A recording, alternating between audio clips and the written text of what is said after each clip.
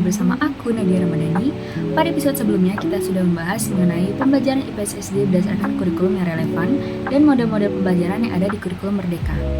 Dan pada episode kali ini, kita akan bahas mengenai pembelajaran IPS berbasis sistematik pada kurikulum 2013, 5 pada kurikulum Merdeka, dan 7 karakter kebiasaan anak Indonesia. Oke, sebelum kita lanjut ke pembahasan, jangan lupa klik tombol like and subscribe ke channel YouTube ini. Langsung aja kita ke pembahasan.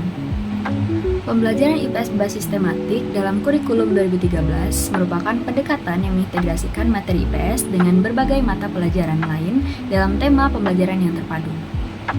Pendekatan ini menekankan pembelajaran yang holistik dan kontekstual sehingga siswa dapat memahami konsep sosial secara utuh dan relevan dengan kehidupan sehari-hari. Dalam proses pembelajaran, materi IPS tidak diajarkan secara terpisah, tetapi dikaitkan dengan tema sentral yang mencakup aspek sosiologi, sejarah, geografi, dan ekonomi. Peran penguatan karakter sangat penting dalam pembelajaran IPS berbasis sistematik K13. Penguatan karakter dilakukan melalui penanaman nilai-nilai sosial seperti gotong royong, tanggung jawab, dan sikap toleran yang dikembangkan dalam kegiatan pembelajaran. Proses pembelajaran yang interaktif dan kontekstual ini juga memfasilitasi perkembangan sikap positif siswa sesuai dengan tujuan pendidikan karakter yang diusung dalam K13. Meskipun demikian, pelaksanaan pembelajaran tematik ini di lapangan masih menghadapi kendala seperti keterbatasan sarana dan kurangnya sosialisasi, serta penilaian yang masih sering berlangsung secara terpisah antar mata pelajaran. Singkatnya, pembelajaran IPS berbasis tematik pada K13 mengintegrasikan materi IPS dalam tema pembelajaran terpadu dengan penguatan karakter sebagai bagian penting untuk membentuk siswa yang tidak hanya cerdas secara akademik, tapi juga berkarakter sosial yang baik. Implementasi pembelajaran IPS berbasis sistematik pada kurikulum 2013 di sekolah dasar umumnya berupa integrasi materi IPS dengan mata pelajaran lain dalam satu tema pembelajaran yang terpadu. Prosesnya meliputi perencanaan pembelajaran dengan RPP tematik, pelaksanaan pembelajaran yang mencakup konsep berbagai disiplin ilmu sosial yang secara utuh, serta penilaian yang idealnya bersifat tematik dan menyeluruh. Namun, di lapangan masih ditemukan beberapa kendala seperti kurangnya sosialisasi pembelajaran tematik, keterbatasan alat bantu pembelajaran, dan penilaian yang masih dilakukan secara terpisah per mata pelajaran.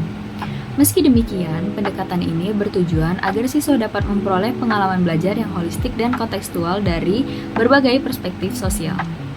Pembelajaran IPS berbasis P5 pada kurikulum Merdeka adalah pembelajaran lintas disiplin yang menggunakan pendekatan proyek atau Project Based Learning untuk memperkuat profil pelajar Pancasila.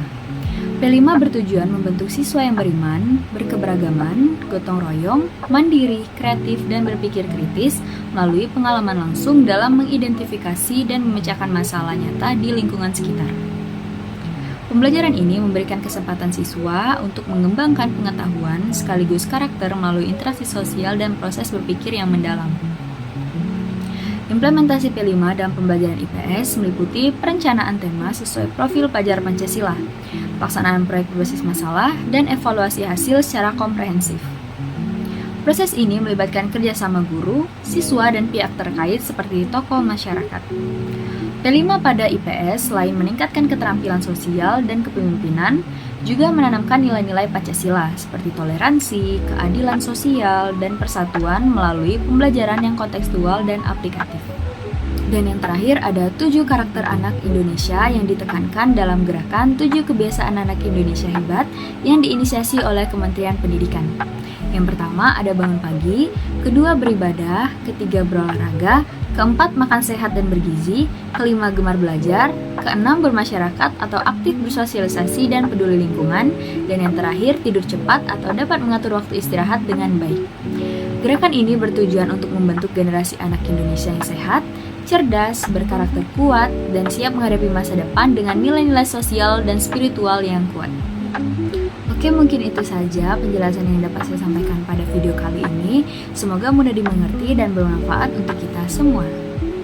Jangan lupa klik tombol like dan subscribe ke channel YouTube ini, dan sampai jumpa di pertemuan yang akan datang.